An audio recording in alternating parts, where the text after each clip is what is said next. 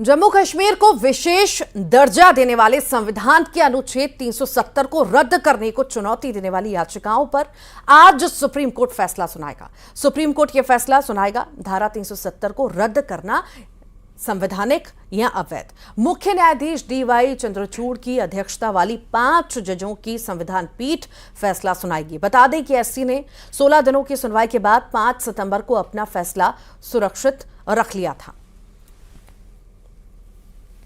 तो supreme court आज अनुच्छेद 370 पर फैसला सुनाने जा रहा है और इसी का इंतजार है सभी को। सुप्रीम कोर्ट अनुच्छेद 370 पर फैसला सुनाएगा। बड़ा फैसला आज होने वाला है।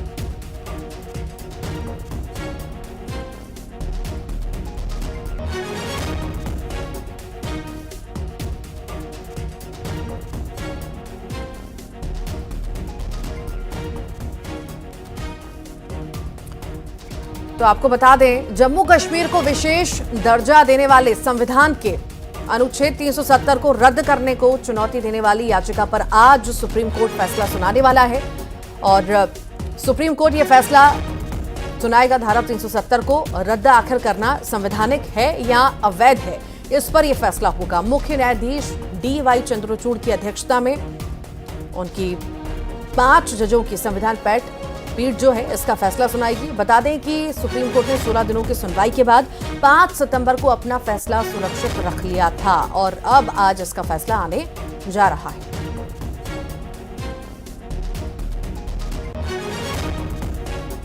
तो 370 पर, अनुच्छेद 370 पर बड़ा फैसला आज होने जा रहा है। आज बड़ा फैसला सुनाने जा रहा है सुप्रीम कोर्ट। इंतजार है कि आखिर कब इसका फैसला आएगा।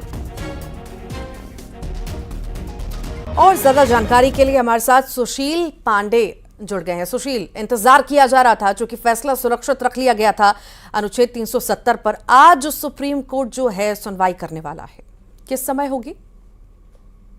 जी बिल्कुल, देखिए इस पूरे मामले पर सुप्रीम कोर्ट की सुनवाई फिलहाल पूरी हो चुकी है। 5 सितंबर को सुप्रीम कोर्ट ने इस पूरे मामले में अपना फैसला सुरक्षित रख लिया है। आज 10:30 बजे 5 जजों की जो संविधान पीठ है जिसको हेड कर रहे हैं सुप्रीम कोर्ट के चीफ जस्टिस डीवाई चंद्रचूड़, वो अपना फैसला पढ़ेंगे। हालांकि इस पूरे मामले में केंद्र सरकार की तरफ से दलील देते हुए यह कहा गया है कि आर्टिकल 370 को हटाने के बाद कहीं ना कहीं जम्मू कश्मीर के जो हालात हैं उसमें रिकॉर्ड स्तर पर बदलाव देखा गया है और कहीं ना कहीं जो वहां के रहने वाले तमाम लोग हैं उनके अधिकारों को इससे परिचय कराया गया है। यानी कि वहां के जो युवा हैं उन युवाओं को मूल धाराओं से जोड़ा गया है जो अभी तक फिलहाल संविधान के तहत मिले हुए तमाम अधिकारों से वंचित थे।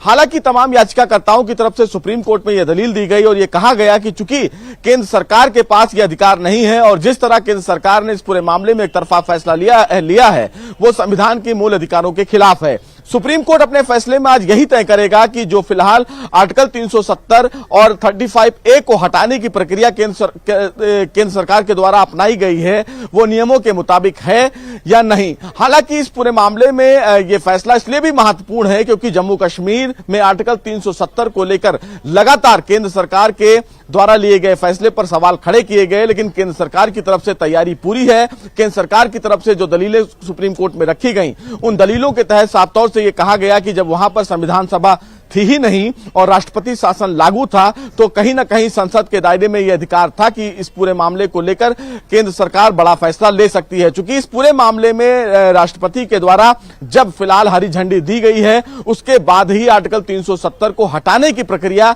में केंद्र सरकार आगे बढ़ी है। ऐसे में यह फैसला इसलिए भी महत्वपूर्ण है क्योंकि सुप्रीम कोर्ट आज राज्यपाल और राष्ट्रपति के अधिकारों के हस्तक्षेप की प्रक्रिया को लेकर भी अपना बड़ा फैसला सुनाएगी कि अगर केंद्र शासित प्रदेश को लेकर कोई भी राष्ट्रपति या राज्यपाल अपना हस्तक्षेप करता है तो उसके दायरे कितने हो सकते हैं। तो इन तमाम प्रक्रियाओं को लेकर सुप्रीम कोर्ट ने तमाम याचिकाकर्ताओं को लगातार 16 दिन तक सुना।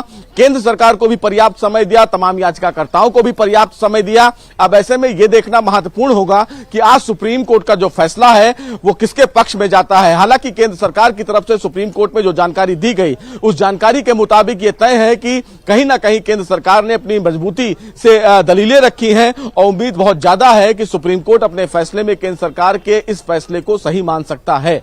लेकिन चूंकि याचिकाकर्ताओं ने संवैधानिक पहलुओं पर सवाल खड़े किए और यह कहा गया कि जिस तरह जो फिलहाल संविधान सभा अगर भंग की गई थी तो उसके जो आखिरी सदस्य हैं उनसे भी इजाजत ली जानी चाहिए, क्योंकि किसी के राज्य से जुड़ा हुआ मामला है और अगर चुने हुए सदस्य वहां पर हैं तो उनके भी अधिकारों को देखा जाना चाहिए। हालांकि बहुत बहुत शुक्रिया सुशील जानकारी को साझा करने के लिए। और इसी के साथ ही फिलहाल के लिए इतना ही।